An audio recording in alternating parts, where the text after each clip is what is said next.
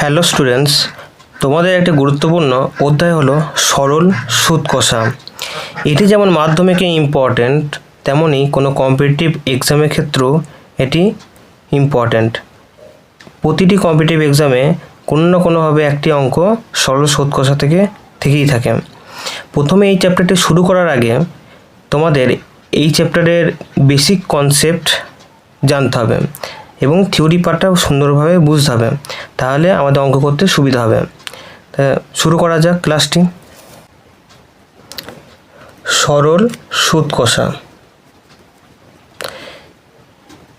এর ইংরেজিতে বলে সিম্পল ইন্টারেস্ট। ধরে নাও তোমার কাছে 100 টাকা আছে, তুমি ব্যাংকে এটি জমা রাখলে। ব্যাংক তোমাকে বললো 10% সুদ দেবো।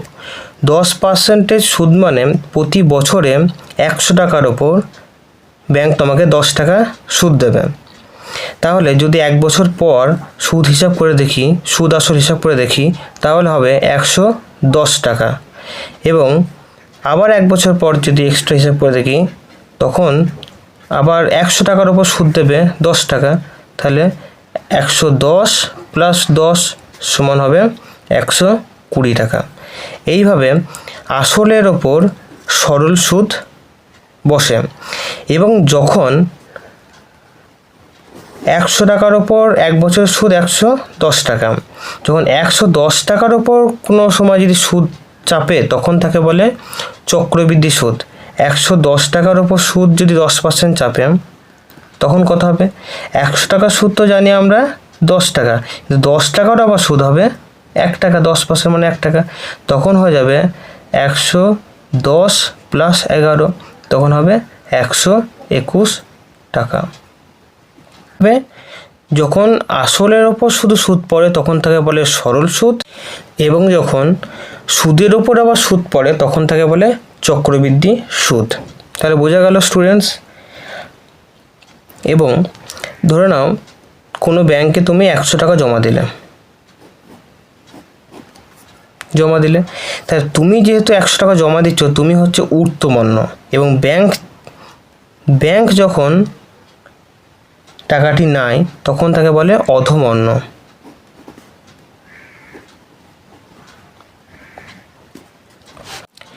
যে টাকা ধার দেয় তাকে বলে ঊর্ধ্বমন্য, আর যে টাকা ধার নেয় তাকে বলে অধমন্য। তাহলে বোঝা গেল।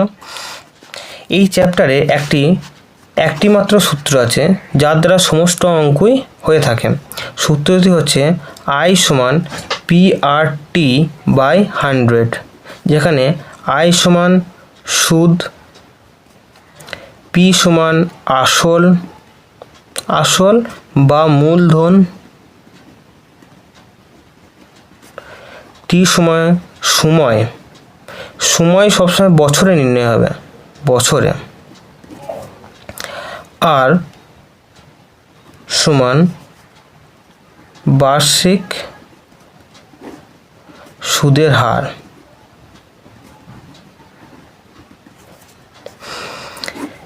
টি যেহেতু সবসময় বছরে নির্ণয় হবে, যদি বলে 3 দিনের সুদ কত, যদি কোনো টাকা 3 দিনের সুদ কত, 3 দিনে তো হবে না, সেটাকে বছরে কনভার্ট করতে হবে। 3 দিন সমান 3/365 বছর।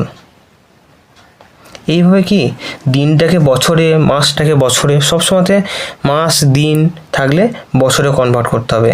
এবং যদি টাকা আসলের ক্ষেত্রে সবসময়তেই সেটা টাকাতে হিসাব হবে। যদি পয়সা বলে দেয় বা আনা বলে দেয়, সেই ক্ষেত্রেও কি টাকাতে কনভার্ট করে অঙ্কটি শুরু করতে হবে।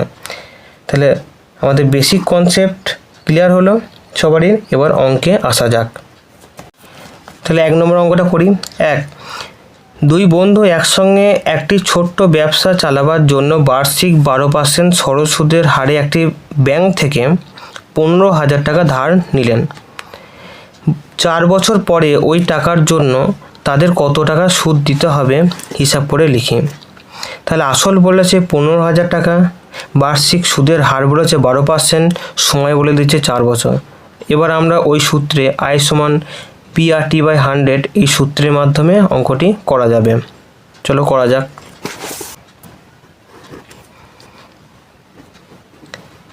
আসল বা পি সমান বলেছে 15,000 টাকা। বার্ষিক সুদের হার বলেছে 12%। সময় 4 বছর। তাহলে আমরা জানি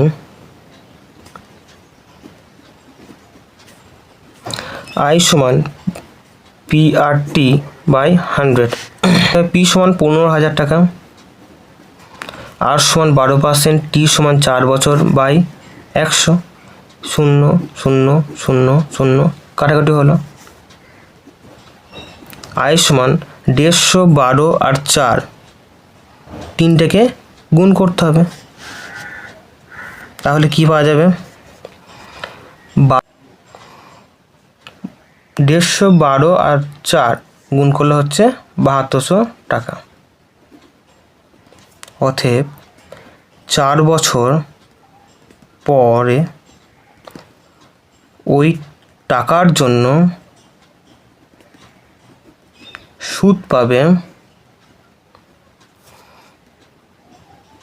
7200 টাকা। যদি আমার ভিডিও ভালো লেগে থাকে তাহলে লাইক এবং সাবস্ক্রাইব থেকে আমার পাশে থাকো। পরের অঙ্ক 2 নম্বর অঙ্ক যাই। 2005 সালে 1 জানুয়ারি থেকে 27 মে পর্যন্ত বার্ষিক 6% সরল সুদের হারে 2,000 টাকার সুদ কত হবে হিসাব করে লিখি। তাহলে এখানে বছরটাকে নির্ণয় করতে হবে, প্রথমে বার করে নিতে হবে, তারপরে আমরা অঙ্কে যাব। তাহলে 1 জানুয়ারি থেকে 27 মে পর্যন্ত কত দিন সেটাকে বার করে নিই। 1 জানুয়ারি থেকে 27 মে পর্যন্ত দিন সমান 146 দিন। তাহলে আমরা সময় পেয়ে গিয়েছি টি, যেটা 146 দিন। এবার 146 দিন থেকে যদি বছরে কনভার্ট করি, আগেই আমরা থিওরি পাঠে পড়েছি 146/365 বছর। সুদের হার বলে দিয়েছে সমান 6%। এবং আসল পি সমান 2,000 টাকা। এবার আমরা সুদের যে সূত্রটা পেয়েছি আমরা জানি I সমান PRT/100। পি সমান কত? 2,000 টাকা। আর সমান 6%, টি সমান 146/365। তলায় 100 আছে, যদি কাটাকুটি করে কী হবে? 0 0 দুটো কেটে গেল। এটাকে 5 দিয়ে কাটি, 5 7 35, 5 3 15, 5 4 20,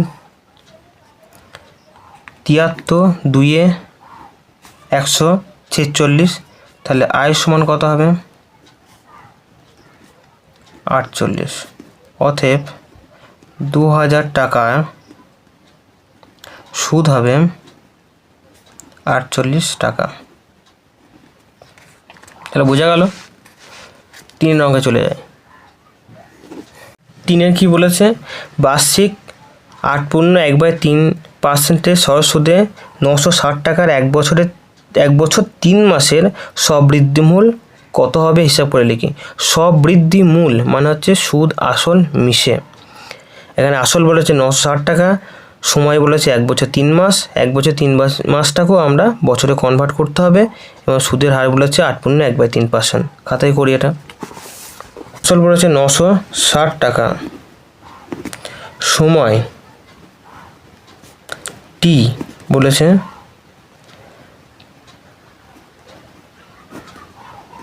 1/3/12, কারণ 3 মাস 3/12 হবে। তাহলে যদি আমরা ক্যালকুলেশন করি 5/4 বছর। আর সুদের হার সমান 8.1/3%, মানে 25/3 পার্সেন্টেজ। অতএব আমরা জানি একই সূত্র, আই সমান PR/100। তাহলে পি সমান কত? 960। আর সমান কত? 25/3। টি সমান 5/4 বছর। তলায় 100 আছে, 0 0 কাটলো, 3 3 9, 3 2 6 হলো, 5 2 10, 4 8 32, 2 4 8। তাহলে 4 × 25 মানে 100। অতএব 1 বছর 3 মাসে সবৃদ্ধিমূল সমান 960 + 100 সমান 1060 টাকা। উৎপলবাবু তার জমি চাষের জন্য সমবায় ব্যাংক থেকে বার্ষিক 6% সরল সুদের হারে 3200 টাকা 2 বছরের জন্য ধার নিলেন। 2 বছর পরে সুদ আসলে তাকে কত টাকা শোধ দিতে হবে হিসাব করে লিখি। উত্তর, আসলটা কত বলেছে? 3200 টাকা। সময় বলেছে 2 বছর এবং বার্ষিক সরল সুদের হার বলেছে 6%। তাহলে আমরা সুদটা বার করার পর আসলের সাথে যোগ করে দিলেই আমরা সুদ আসল পেয়ে যাব। করা যাক অঙ্কটা। আসল পি সমান 3200 টাকা, সুদের হার আর সমান 6%, সময় টি সমান 2 বছর। অতএব আমরা জানি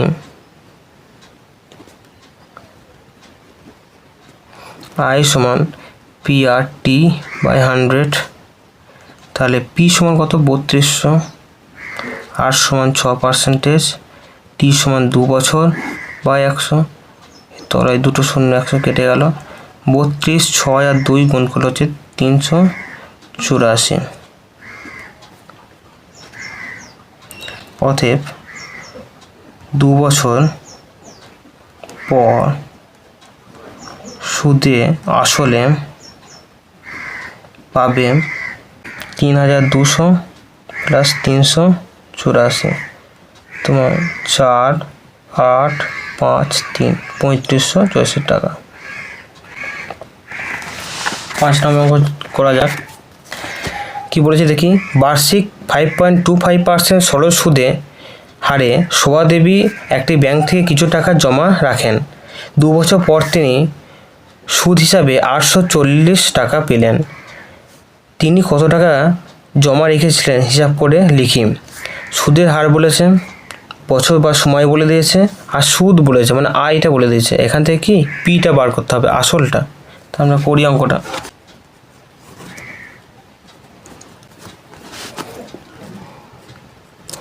সুদের হার আর সমান 5.25%, সময় টি সমান 2 বছর, সুদ বা আয় সমান 840 টাকা। অতএব আমরা জানি যে সূত্রটা আগেই জেনেছি, একটা সূত্রই আছে এই চ্যাপ্টারে, আই সমান PR/100। যদি আমরা কোনাকুনি গুণ করি, PR/T সমান 100 আই। তাহলে পিটা যেহেতু বার করতে হবে, পিটা বাঁ দিকে রেখে বাকি ওটাকে ওপর পিঠে পাঠিয়ে দেবো। পি সমান 100, আয়ের মানটা 840 বাই আর সমান 5.25 গুণিত টি সমান 2। এবার দশমিক যদি ওপরে তুলি, উপরে 100 হবে। 2 50 100। ঠিক আছে, 5 দিয়ে কাটি, 5 দিয়ে এটা কাটি, 5 1 5 দিয়ে এইটা কাটি। প্রথমে 5 10 50, 5 1 5 0, 5 5 25। ঠিক আছে, আবার 5 5 2 10, 5 2 10, 5 5 21, 5 21 4 84 শূন্য, তাহলে পি সমান হবে 8,000 টাকা। অতএব আসল সমান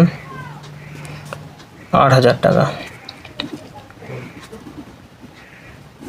6 নম্বরটা করা যাক।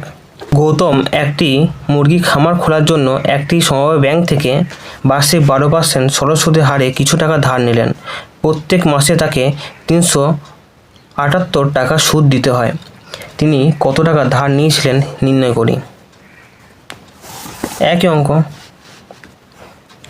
6 অঙ্ক। সরল সুদ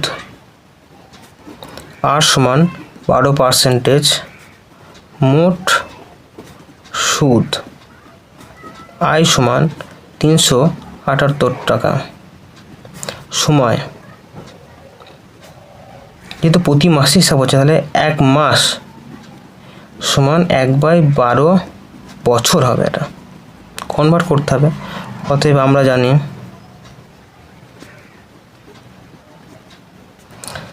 আই সমান PRT/100। এখান থেকে পি সমান 100 I/RT, তাহলে 100 গুণিত আই সমান 378, আর সমান 12%, টি সমান 1 × 12, 12 কেটে গেল, তাহলে অ্যান্সার হবে 37,800 টাকা। পি সমান, অতএব তিনি 37,800 টাকা ধার নিয়েছিলেন।